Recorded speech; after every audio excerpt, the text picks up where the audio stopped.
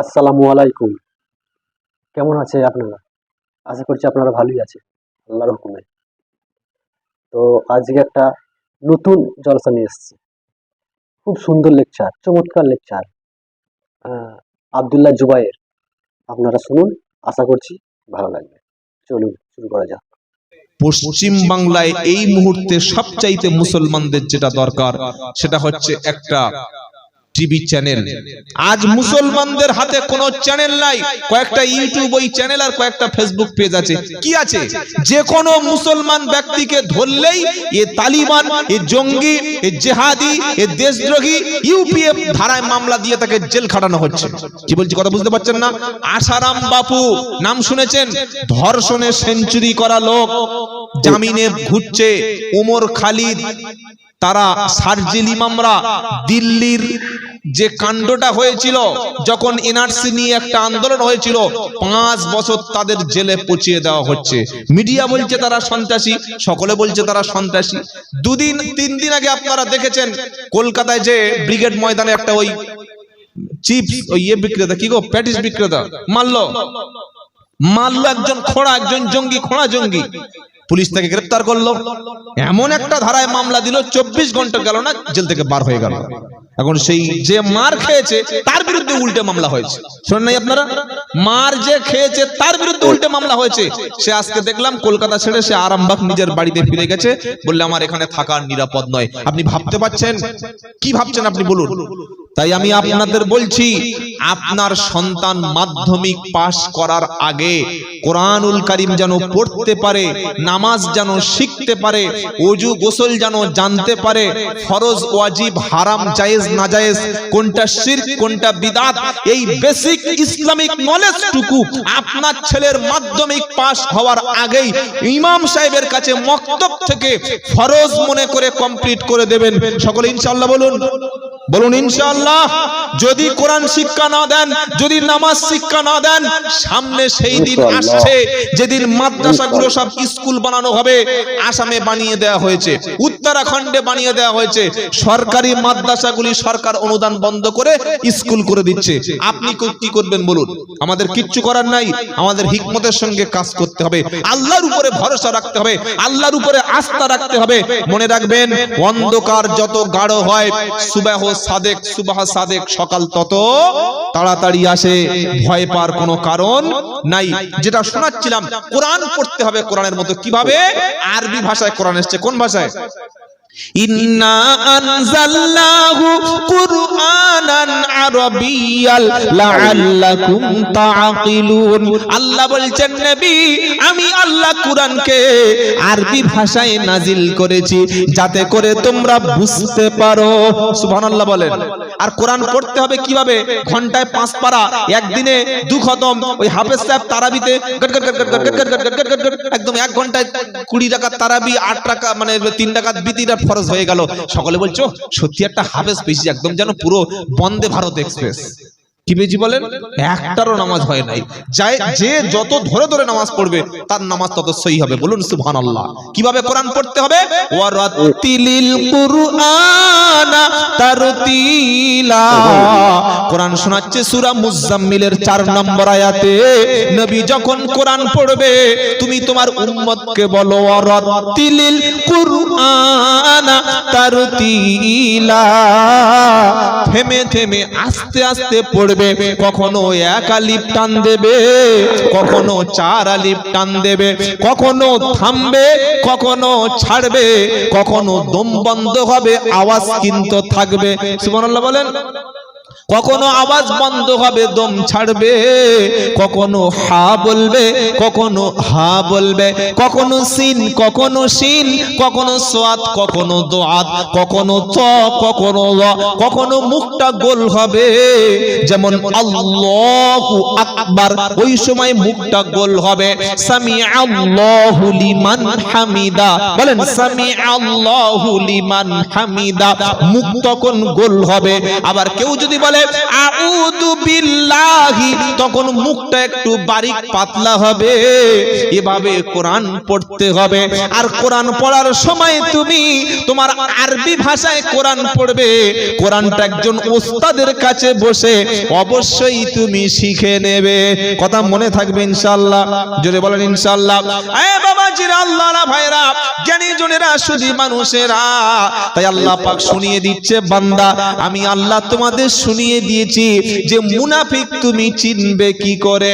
এবার আমি যে আয়াতটা পড়ছিলাম, মুনাফিকের তিনটে নমুনা: কথা বলে মিথ্যে, প্রতিশ্রুতি দিলে ভঙ্গ করে, আর 3 নম্বর তার কাছে যে আমানত আছে সেই আমানতের সে খেয়ানত করে, আর 4 নম্বর পারফেক্ট 100% শিওর মুনাফিক। কিভাবে বুঝবেন? ও যদি আপনার সঙ্গে ঝগড়া লেগে যায়, একবার মায়ের কাছে যাবে, একবার বোনের কাছে যাবে, একবার খালার কাছে যাবে, একবার চাচির কাছে যাবে, আজে বাজে ল্যাঙ্গুয়েজ ইউজ করবে, মা মাসি উদ্ধার করে দেবে। 3টি নমুনা: মিথ্যা বলবে, প্রতিশ্রুতি ভঙ্গ করবে, আমানত খেয়ানত করবে, আর ঝগড়ার সময় মুখের লাইসেন্স ফেল। ইমাল আছে না? হ্যাঁ, মসজিদে বসে বসে গাল দিচ্ছে। লোক বলছে মসজিদে গাল দিচ্ছ, বলে মসজিদে কি হয়েছে, গাল দেবো না? প্রচুর লোক আছে, প্রচুর শাশুড়ি আছে, বউদেরকে বলে মাথায় বাস পড়ুক, বাঘে খাক, সাপে খাক, তোর ক্যান্সার হোক, তোর মুখে ক্যান্সার হোক, শাশুড়িরা এরকম বলে। কি বুঝলেন? আবার বউ মারা শাশুড়িকে বলছে তুই সতীন, তুই আমার সতীন। ছি ছি ছি ছি। বউ আর শাশুড়ি কোনোদিন সতীন হয়? এইসব ভাষা বলা যায়? আল্লাহ হেফাজত করুন, আল্লাহুম্মা আমিন। আর আমাদের বক্তাদের থুতু আমার নিজের দিকে ফেলবো তো একটু অল্প করে ফেলি। আমাদের বক্তাদের কোনো তো লাইসেন্স নাই, কাফের, ও কাফের, ও সব কাফের। খালি আমি একা জান্নাতের ডিলার নিয়ে বসে আছি। আল্লাহ যেন কোন হুজুরকে জান্নাতের মানে ডিলারশিপ দিয়েছে, এই তোমার 5 লাখ মুরিদ তুমি জান্নাতে নিয়ে যাবে। ও হুজুর, তুমি এই মানে জেলার মানে ডিস্ট্রিক্ট ম্যাজিস্ট্রেট বা এই জেলার তোমাকে ডিস্ট্রিক্ট জেলার দায়িত্ব দিয়েছি, বা এই মানে পঞ্চায়েতের দায়িত্ব দিয়েছি, তুমি 500 লোকের জান্নাতে নিয়ে যাবে। কি বলছি কথা বুঝতে পারছেন না?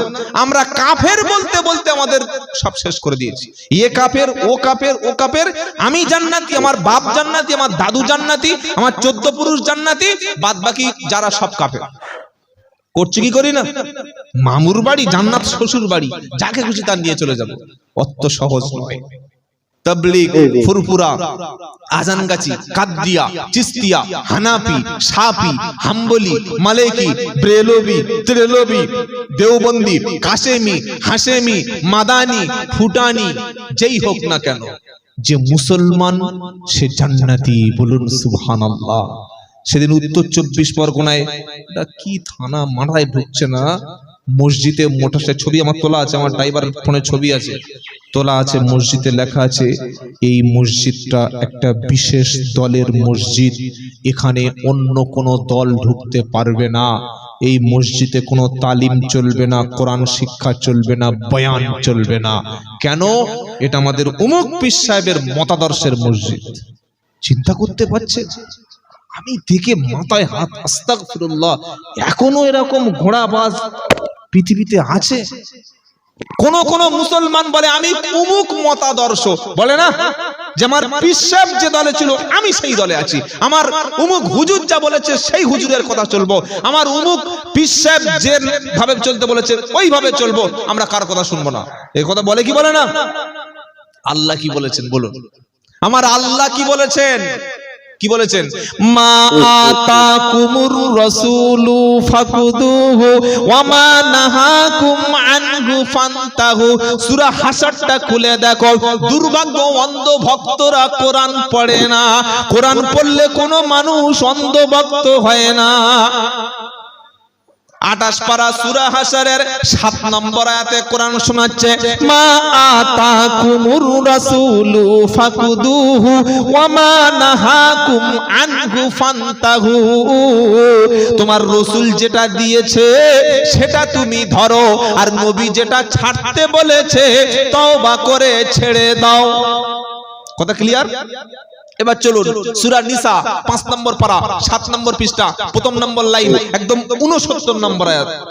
বলছে অমুক পীর সাহেব আমার আদর্শ, উনি যেভাবে নামাজ পড়তে বলেছেন, উনি যেভাবে পাগড়ি পরতে বলেছেন, উনি যেভাবে আমাকে খেতে বলেছেন, উনি যেভাবে চলতে বলেছেন, ঠিক ঠিক তার মতো চলবো। ও যত বড় আলেম আসুক মদিনা শরীফ থেকে, আর অমুক যেখান থেকে আসুক, ও কোরআন হাদিস সামনে দিলেও মানবো না, পীরের কথা শুনে চলবো।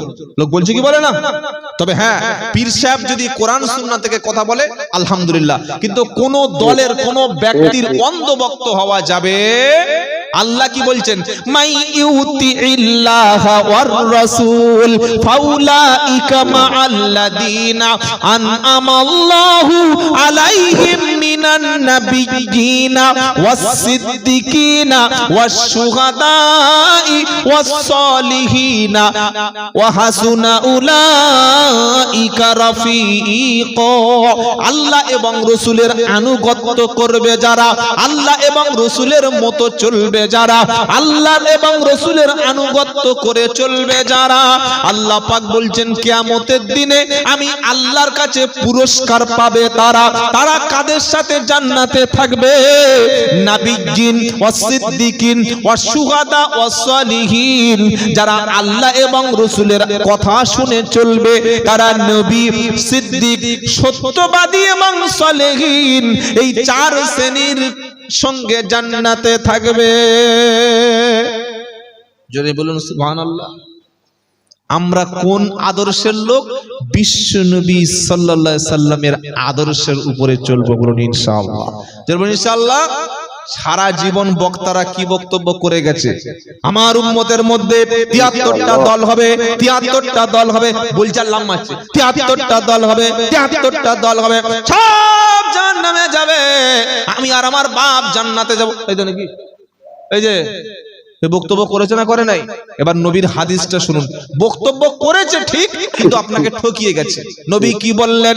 নবী বললেন আমার উম্মতের মধ্যে দল হবে ৭৩, কুল্লুহুম ফিন্নার, সব দল জাহান্নামী, ইল্লা মিল্লাতা ওয়াহিদা, খালি একটাই দল হবে জান্নাতি। সাহাবারা বললেন কোন দল? নবী বলে নাই যে ফুরফুরা, নবী বলে নাই যে তাবলীগ জামাত, নবী বলে নাই যে বেরিলি, নবী বলে নাই যে আহলে হাদিস, নবী বলে নাই যে সালাফি, হানাফি, শাফি, হাম্বলি, তালতলা, নারকেলতলা, মেদিনীপুরি, কাশেমি, হাশেমি, মাদানি, সিদ্দিকি, কুরাইশি, কোন দলের নাম নবী বলে নাই। নবী খালি একটা বিষয় ইন্ডিকেট করে গেছে, সেটা কি? মা আনা আলাইহি ও আসহাবি, মা আনা আলাইহি ও আসহাবি, আমি নবী যে পথের উপরে আছি আর আমার সাহাবায়ে কেরাম তারা যে তরিকার উপরে আছে, এই দলটা হলো জান্নাতি। এ বাবাজিরা, আল্লাহওয়ালা ভাইরা, কোন আমল করার আগে আগে নবীর সঙ্গে সাহাবাদের সঙ্গে আমলটা মিলে গেলে চলবে, আর তা না হলে আমলটা রিজেক্ট হবে। এবার বলুন, মরে যাওয়ার পরে 3 দিনের মিলাদ, 10 দিনের মিলাদ, 40-এর খানা, কুলখানি কোন সাহাবা করেছে বলো? মুসলমানের সমাজে আছে না নাই? জোরে বলো। বাপ মরে গেছে, 40-এর মিলাদ হচ্ছে, বেনামাজির জন্য মিলাদ, পাক্কা সুদখোরের জন্য মিলাদ, আর সেখানে দোয়া কি ফাটানো দোয়া, আল্লাহ জান্নাতুল ফেরদাউসে পৌঁছে দাও, একদম পাক্কা সুদখোরের জন্য পাক্কা ফেরদাউস পৌঁছে দিল। হুজুর কত বড় হুজুর, 13,000 টাকার হুজুর। একবার হাত কাঁপলো না? যেখানে বিশ্ব নবীর দোয়া আবু তালেবের জন্য কবুল হয় নাই, নূহ নবীর দোয়া ছেলের জন্য কবুল হয় নাই, লূত নবীর দোয়া তার বিবির জন্য কবুল হয় নাই, নূহ নবীর দোয়া তার বিবির জন্য কবুল হয় নাই, ইব্রাহিম নবীর দোয়া তার বাপের জন্য কবুল হয় নাই। 13,000 টাকা দিয়েছে, আপনি সুদখোরকে জান্নাতে পাঠিয়ে দিলেন, বেনামাজিকে জান্নাতে পাঠিয়ে দিলেন। একবার ভাবলেন না? এই যে 3 দিন 10 দিন 40 আর মিলাদ, সব আমরা নিজেরা মন গড়া খাবার জন্য তৈরি করেছি, মানুষের কাছ থেকে ঝেড়ে খাবো বলে। নবী বললেন মানুষ মরে গেলে 3টি আমল তার কবরে যাবে। মুসলিম শরীফের হাদিস। সে যদি মসজিদ, মাদ্রাসা, কোন দাতব্য কোন একটা কিছু করে যায়, হসপিটাল, স্কুল, কলেজ, ইউনিভার্সিটি করে যায়, এর সব সে কবরে পাবে। 2 নম্বর ইলমিন ইয়ানতাফাউ বিহি, সে যদি কোন মানুষের কোন ইলম, কোন জ্ঞান জ্ঞান দিয়ে যায়, যেটা মানুষ উপকৃত হচ্ছে, সমাজ উপকৃত হচ্ছে, এরকম জ্ঞান কাউকে দিয়ে গেলে, জ্ঞানের কিছু কথা কিতাব লিখে গেলে কিংবা জ্ঞানের কোন শিক্ষা কাউকে দিয়ে গেলে এর সব সে কবরে পাবে। নাম্বার 3, আও ওয়ালাদিন সলিহিন ইয়াদউ লাহু, যদি একটা নেক সন্তান, দোয়া করার মতো একটা সন্তান পৃথিবীতে রেখে যায়, এর জন্য সওয়াব পাবে। মানুষ মারা গেলে কটা পাবে নাকি কবরে পৌঁছাবে? 1, মসজিদ মাদ্রাসা নির্মাণ। 2, কোন মানুষকে উপকারী ইলম শিক্ষা দিয়ে গেলে। আর 3 নম্বর হলো, যদি আমার একটা নেক সন্তান, ভালো সন্তান, নামাজি সন্তান, দোয়া করতে পারে এমন সন্তান যদি রেখে যেতে পারি, এর সওয়াব কবরে যাবে। কোন মৌলবী তোমাকে বলে গেছে গো যে তোমার বাপ যেদিন মরে যাবে তার পরের বছর সেই বছর মৃত্যুবার্ষিকী পালন করতে হবে? মনে রাখবেন, ইসলামে কোনো বার্ষিকী নাই, এটা সম্পূর্ণ বিদআত। কেন বার্ষিকী নাই? আল্লাহর নবী সাল্লাল্লাহু আলাইহি ওয়াসাল্লাম ইন্তেকাল করেছে, সাহাবায়ে কেরাম একদিনও মৃত্যু বার্ষিকী পালন করে নাই। আল্লাহর নবী সাল্লাল্লাহু আলাইহি ওয়াসাল্লামের জন্ম বার্ষিকী সাহাবারা জীবনেই পালন করে নাই। আল্লাহর নবী সাল্লাল্লাহু আলাইহি ওয়াসাল্লাম হিজরত করেছেন, নবী সাল্লাল্লাহু আলাইহি ওয়াসাল্লাম বিয়ে করেছেন, নবী সাল্লাল্লাহু আলাইহি ওয়াসাল্লামের হাজারো ঘটনা ঘটেছে, সাহাবায়ে কেরাম এগুলো করেন নাই। আমাদের সমাজে মুসলমানদের মধ্যে কি আছে? জন্ম বার্ষিকী, মৃত্যু বার্ষিকী, বিবাহ বার্ষিকী, হ্যাপি বার্থডে, আর কত রকমের যে বার্ষিকী তার কোনো ঠিক ঠিকানা নাই। কি ভাই, আছে না? আছে না? ইসলামে কোনো জন্ম মৃত্যু বার্ষিকী নাই, ইসলামে কোনো এরকম নির্দিষ্ট দিনের কোনো সিস্টেম নাই। হ্যাঁ, আপনি আপনার আব্বার জন্য দোয়া করবেন, সওয়াব বেসানি করবেন, দান সদকা করবেন, কোরআন তেলাওয়াত করবেন, গরিব মানুষকে খাওয়া দেবেন। ইসলাম এখানে কোনো ইন্টারফেয়ার করেনি, হস্তক্ষেপ করেনি। কিন্তু আপনি এই বিশেষ দিনটাই করতেই হবে। 41 দিনের দিনে করলে আর হবে না। 3 দিনের দিন যারা কবর খুলেছে তাদেরকে খাওয়াতে হবে, 10 দিনের দিন মিলাদ করতে হবে। এই যে সিস্টেমটা আমরা নতুন করে তৈরি করেছি, ইসলামের নব্য সিস্টেম কিছু তৈরি করা ইসলামে, এটা সম্পূর্ণ বিদআতি কাজ। কোরআন হাদিস সম্মত, সুন্নাহ সম্মত কাজ করবেন। ইসলাম মানুষকে কবর দিতে বলেছে, আর ভণ্ড ধর্ম ব্যবসায়ীরা, মাজার পূজারীরা, বিদআত ধারণকারীরা তারা বললে কবর দিলে তো আর আমাদের ব্যবসা চলবে না, শুধু যদি একটা লোকের কবর থাকে সেখানে কেউ এসে ভিড় করবে, ওটা করলে হবে না। কবরের উপর বিশাল গম্বুজ কর, গম্বুজের উপরে গম্বুজ কর, পাশে ওরস লাগা, পাশে মেলা লাগা, বেশি দূর যেতে হবে না, আমাদের ঘুটিয়ারি যাবেন। সেদিন ঘুটিয়ারি শরীফ একদম ওই দেওয়ানপাড়া ছেলেরা দাওয়াত করেছে, ওরা দুই একটা বক্তব্য শুনেই দাওয়াত করেছে, গিয়ে বসিয়েছে। তো আমি বললাম ভাই এখানে নামাজ পড়বো। হঠাৎ চেয়ে দেখি এই কোণে এরকম কর্নারে একটা ওই সেলফ মতো আছে, আর তার উপরে দেখি শুধু ওই মাজারের চাদর। কিসের চাদর? জোরে বলেন। সব 8 বার 10 বার 15 বার করে ইউজ করা হয়ে গেছে, মাল দিচ্ছে তুলছে, দিচ্ছে তুলছে, ব্যবসা তো মাজার ব্যবসা, ও দিয়ে দিয়েছে। এই বললাম ভাই এটা কি? বলতে হযরত, তখন তারা বলছে, আল্লাহর কসম, আল্লাহি, আল্লাহকে সাক্ষী রেখে বলছি, তারা বলছে যেটা হযরত মা ফাতেমা রাদিয়াল্লাহু তাআলা আনহার কবর। কি আরেকবার বলুন? বলছে হযরতে মা ফাতেমা রাদিয়াল্লাহু তাআলা আনহার কবর। সে কি? ফাতেমা ইন্তেকাল করেছেন তো মদিনায়, ফাতেমা ঘুটিয়ারি ঢুকলো কিভাবে? নাকি আপনারা ইন্তেকালের পরে তার লাশ নিয়ে চলে এসেছেন? আমি দেখলাম যেখানে মানে যা ওখানকার পরিস্থিতি, বেশিরভাগ নেশাখোরের আড়ত। না, এখানে ভাব ভালো নয়, এখানে আমার বক্তব্য ঘুরিয়ে দিতে হবে। শীতকালে যদি গরমকালের বক্তব্য করি তাহলে খবর আছে। ওই এটা ঘটনা, এটা হাদিস কোরআন নয়, এটা কিন্তু হাদিস কোরআন ভাববেন না। এক বক্তা বললে মেয়েদের কাপড়ের দিকে তাকানো হারাম, মেয়েদের শাড়ির দিকে তাকানো হারাম, ওটা পর্দা। এমনকি কোনো মেয়ে ছেলে যদি একটা শাড়ি দিয়ে কাঁথা তৈরি করে, ওটাও পরপুরুষের ব্যবহার করা হারাম। আর বক্তব্যটা হচ্ছে একদম জানুয়ারির ফার্স্ট উইকে, -7 শীত পড়ছে, মিলাদ করেছে। এখন তো সব চলে যাওয়ার ব্যবস্থা। আগে হুজুর বক্তব্য করে শুয়ে পড়তো, সকালবেলা খেয়ে দে ফজরের নামাজ পড়ে যেত। কি ভাই, যেত না? যেত না।